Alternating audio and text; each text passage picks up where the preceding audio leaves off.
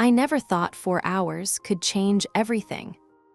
But when you're stuck in a metal box, suspended between floors, with the one person you've been avoiding for 6 months, time stops being time. It becomes something else entirely. Let me back up. His name was Daniel. We worked in the same building.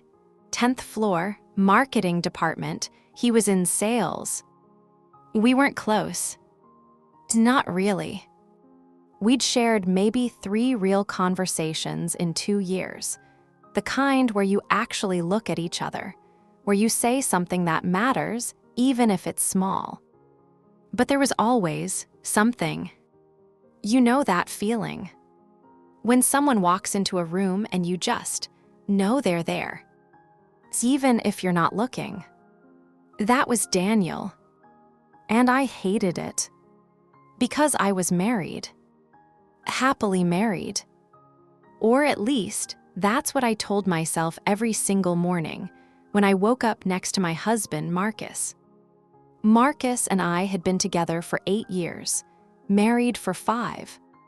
We had a good life. A nice apartment, decent jobs, weekend brunches, vacation once a year.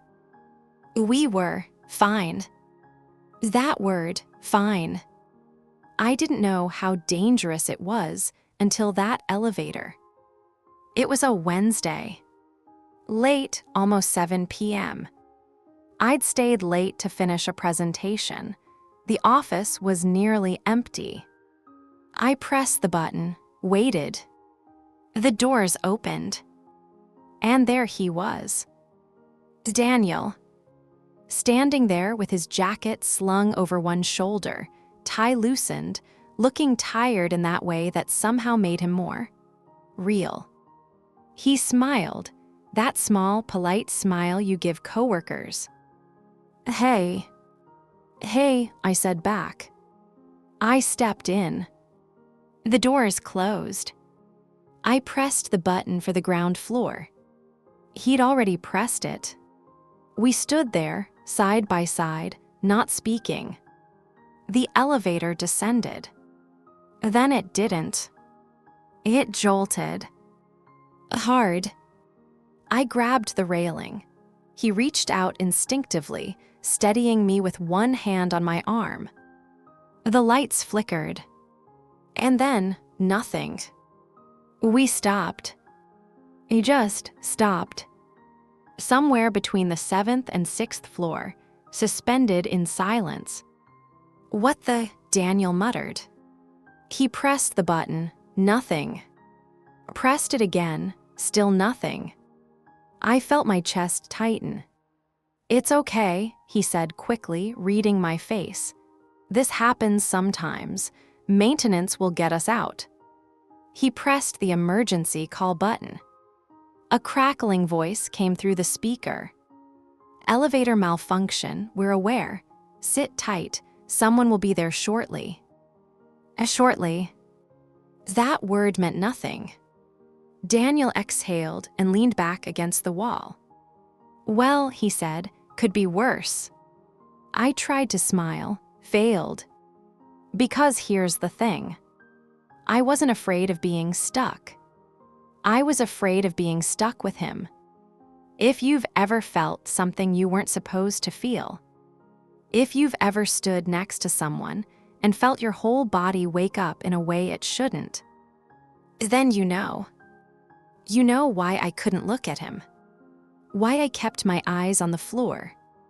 Why my hands were shaking just a little. You okay? He asked. Yeah, fine. There it was again, that word.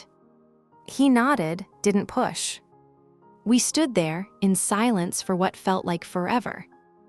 Then he slid down the wall and sat on the floor. Might as well get comfortable, he said. I hesitated.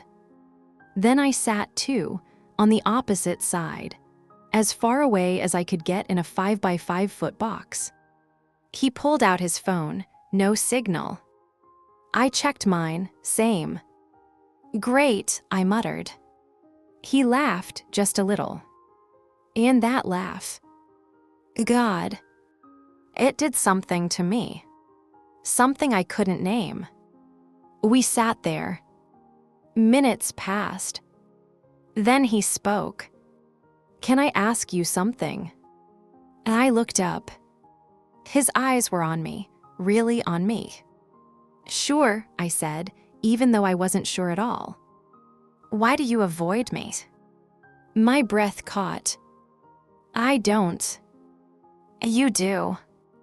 He said it so gently, no accusation, just truth. I didn't know what to say. So I said nothing. And that silence, that's where everything started to unravel. He didn't look away. And I couldn't either. I'm not avoiding you, I finally said. It was a lie. He knew it. I knew it.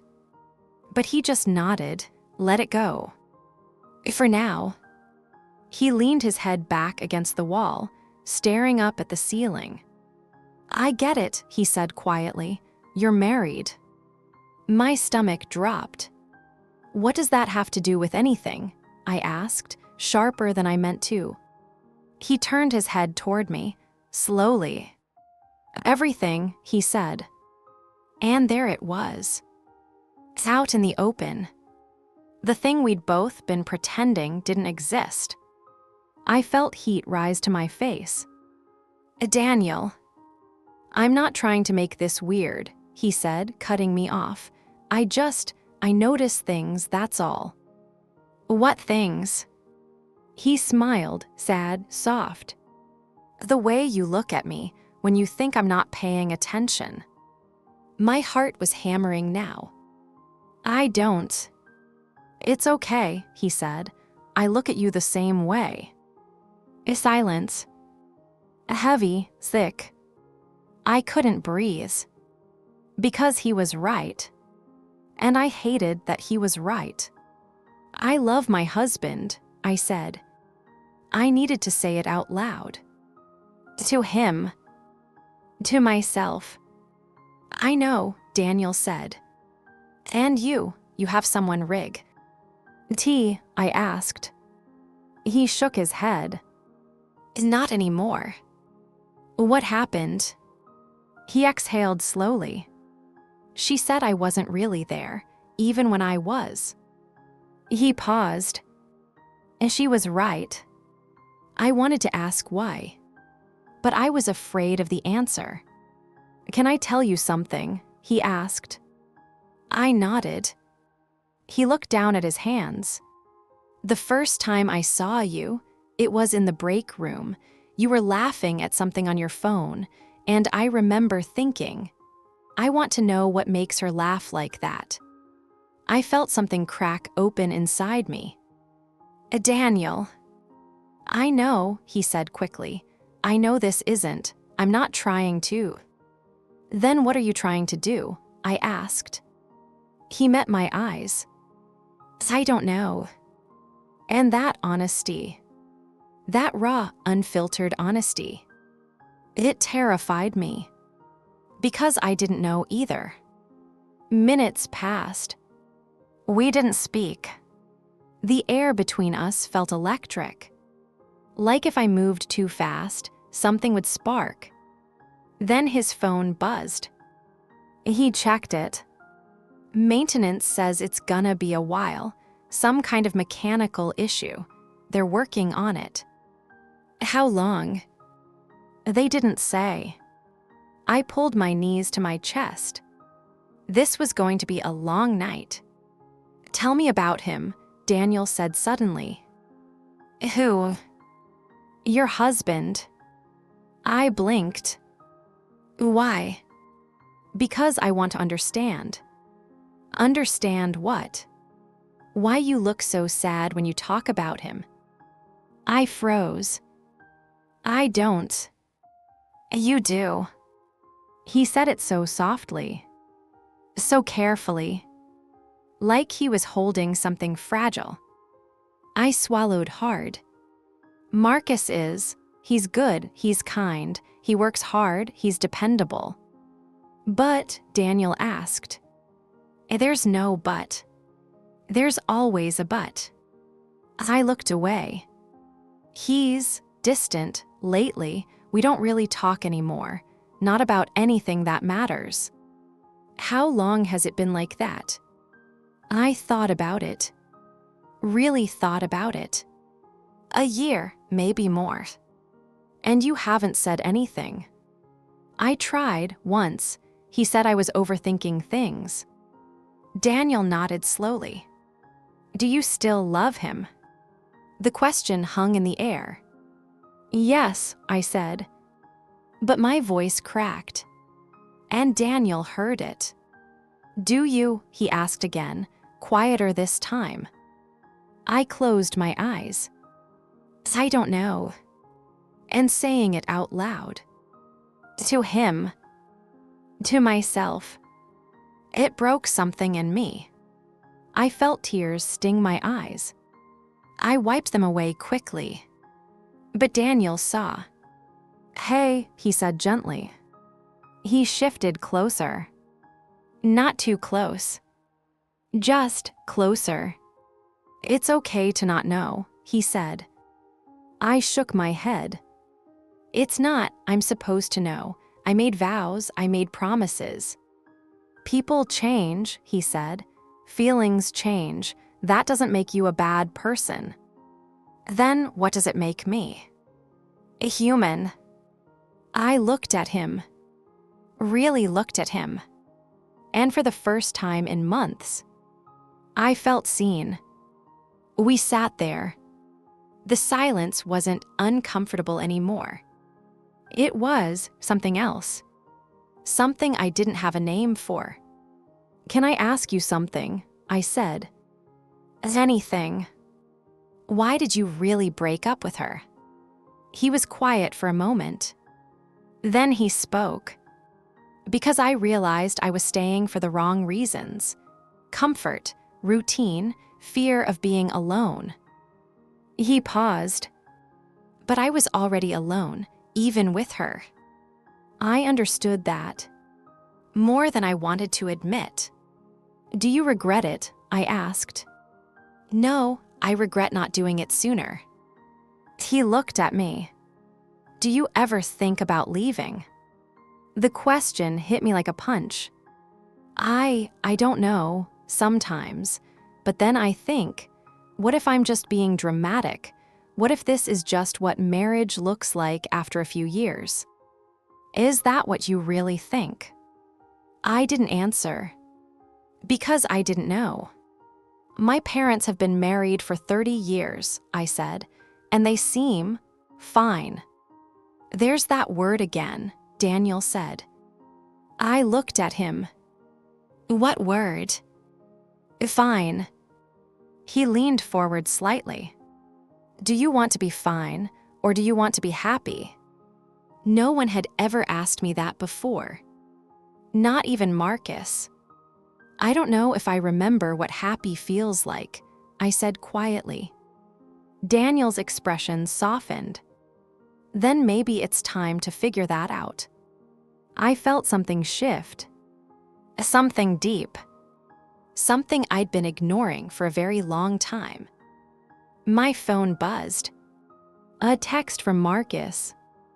Working late. I stared at it. 3 words.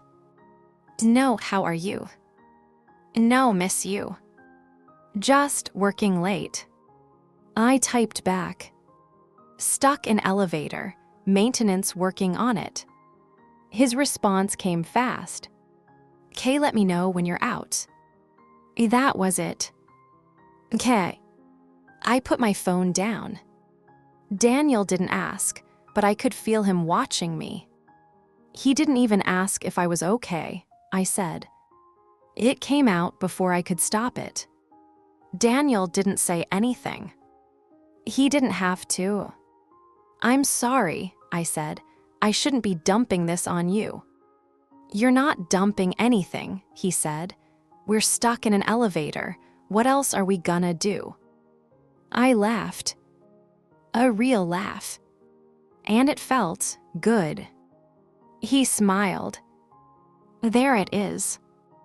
What? That laugh, the one I wanted to know about. I felt my face heat up. Stop. I'm serious.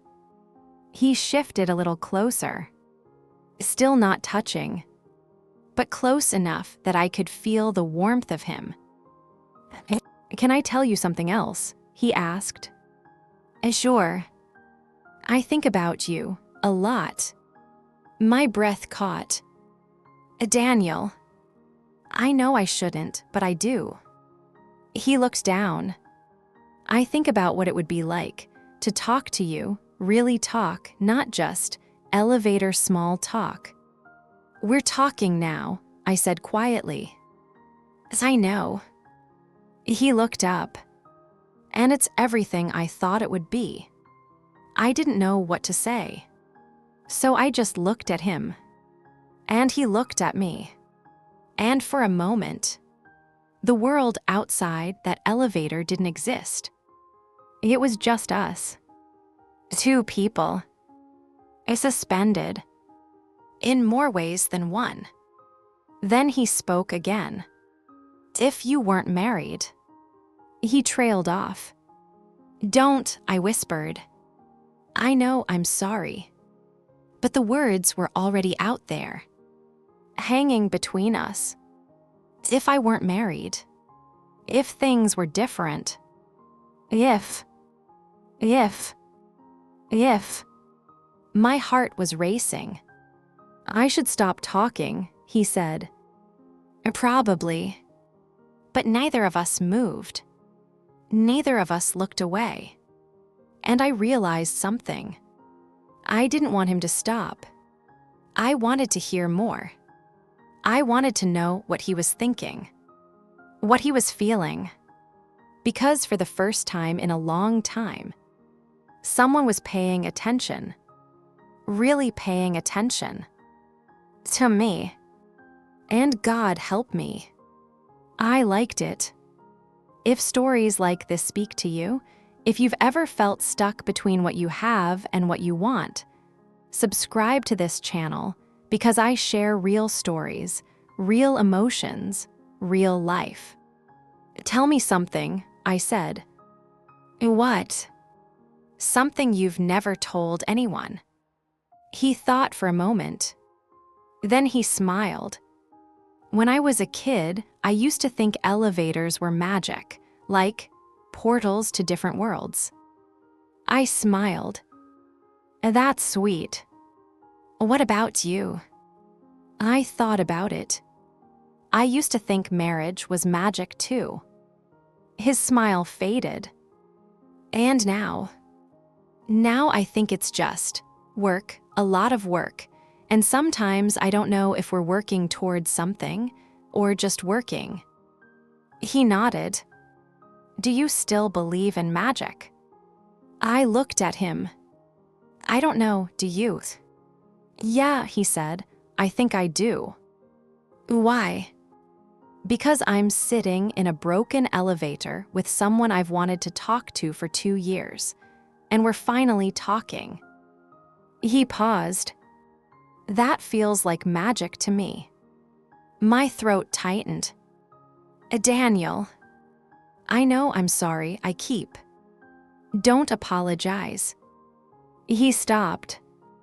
Looked at me. Okay. We sat there.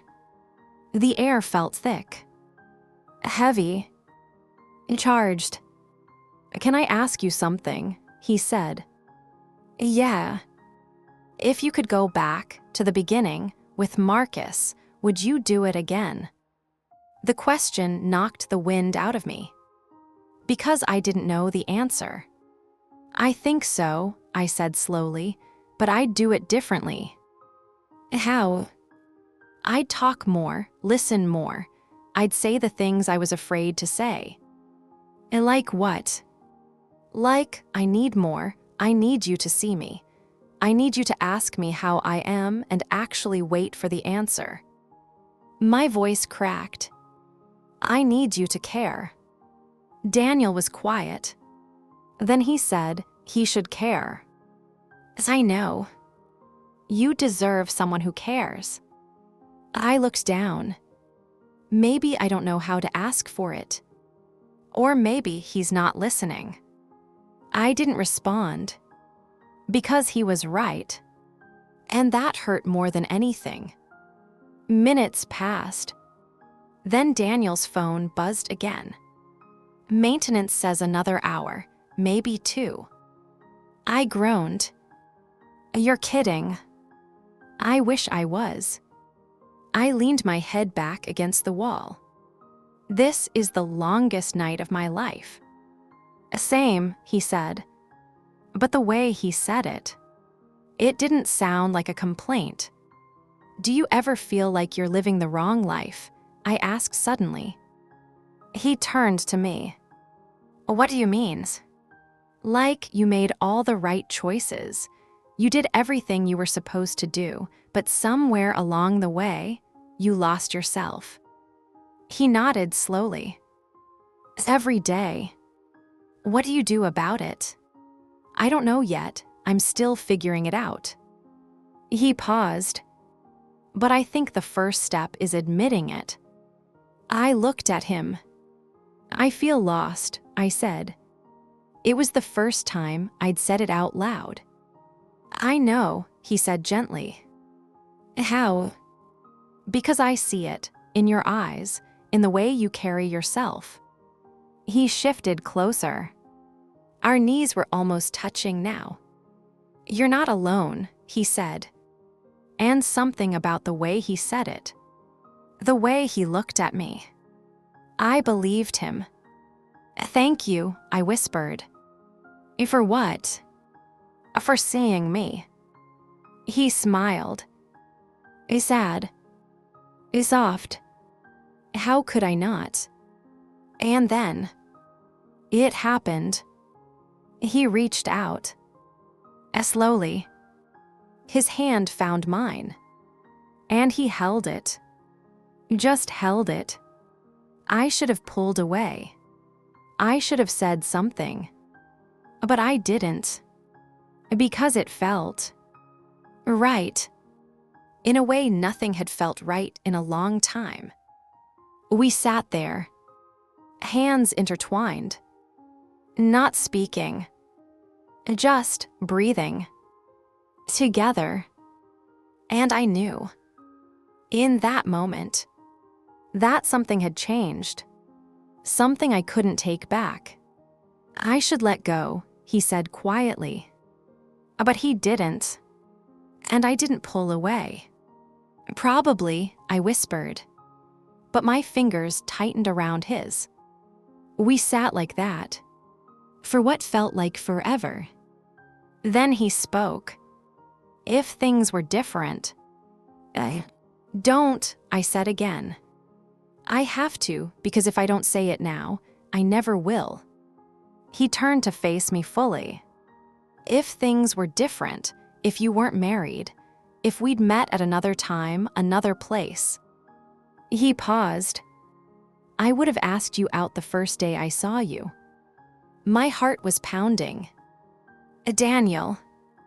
And I would have spent every day trying to make you laugh, trying to know you, really know you. Tears stung my eyes. You can't say things like that. Why not? Because it's not fair. To who, him or you? I didn't answer. Because I didn't know. I think about you, he said again, all the time, and I know I shouldn't, but I can't stop. You have to. I know. But he didn't let go of my hand. And I didn't let go of his. This can't happen, I said. I know. We work together, I'm married, this is. I know. He looked at me. Really looked at me. But it already did. And he was right. Because whatever this was, it had already happened. The moment the elevator stopped. The moment he asked why I avoided him. The moment he held my hand. It happened. and I couldn't undo it. My phone buzzed again. Marcus. You good? 2 words this time. I stared at it. Daniel saw the screen. You should answer him, he said. But he still didn't let go. I typed back. Yeah, still waiting. Marcus, K. I put the phone down. He doesn't even care, I said. My voice broke. He doesn't even care that I'm stuck, that I'm scared, that I stopped. Because I wasn't scared of being stuck anymore. I was scared of what I was feeling. Hey, Daniel said softly. He squeezed my hand. It's okay. It's not. As I know. We sat in silence. Then he spoke. What are you going to do? About what? About him, about this. I shook my head. I don't know. Do you love him? I closed my eyes. I don't know anymore. Then maybe that's your answer. I looked at him. It's not that simple. I know. He let go of my hand. Finally. And I immediately missed it.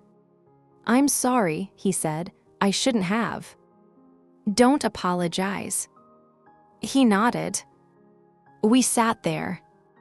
The elevator suddenly jolted. We both jumped.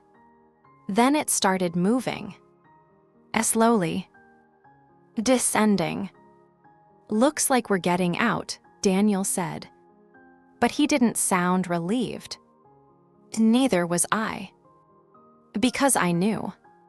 Once those doors opened, this moment would be over. And I'd have to go back. To my life. To Marcus. To pretending everything was fine. The elevator reached the ground floor. The doors opened. Maintenance workers were standing there. You folks okay? Yeah, Daniel said, we're fine. There was that word again. We stepped out. Into the lobby. Into the real world. Daniel turned to me. You okay? He asked. I nodded. Even though I wasn't. Yeah, you. Yeah. We stood there. Not knowing what to say. I guess I'll see you Monday, I said.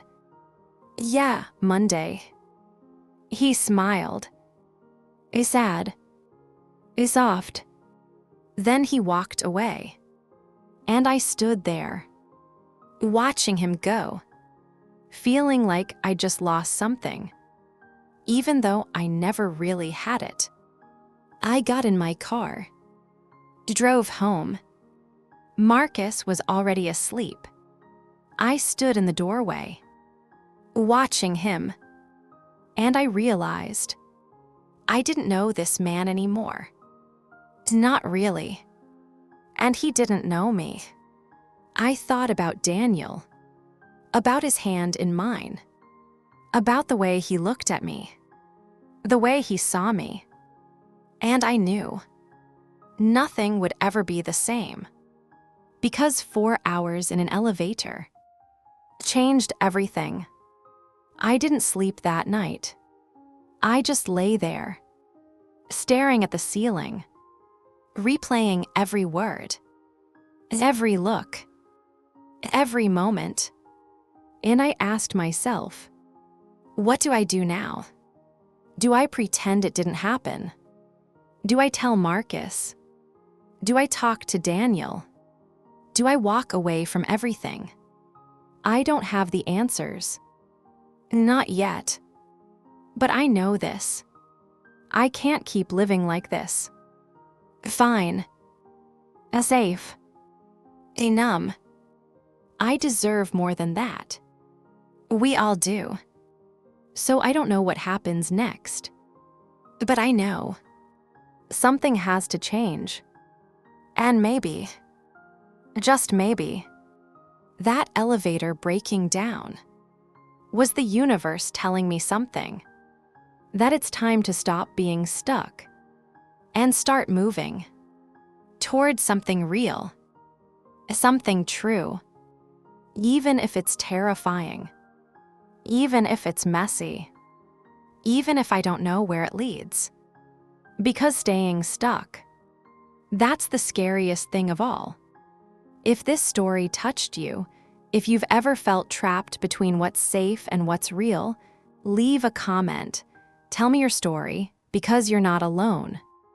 Like this video if you felt something. Share it with someone who needs to hear it. And subscribe, because I'll keep telling these stories. The real ones. The hard ones. The ones that matter. Thank you for listening. And remember, you're not stuck. You never were. You just have to be brave enough to press the button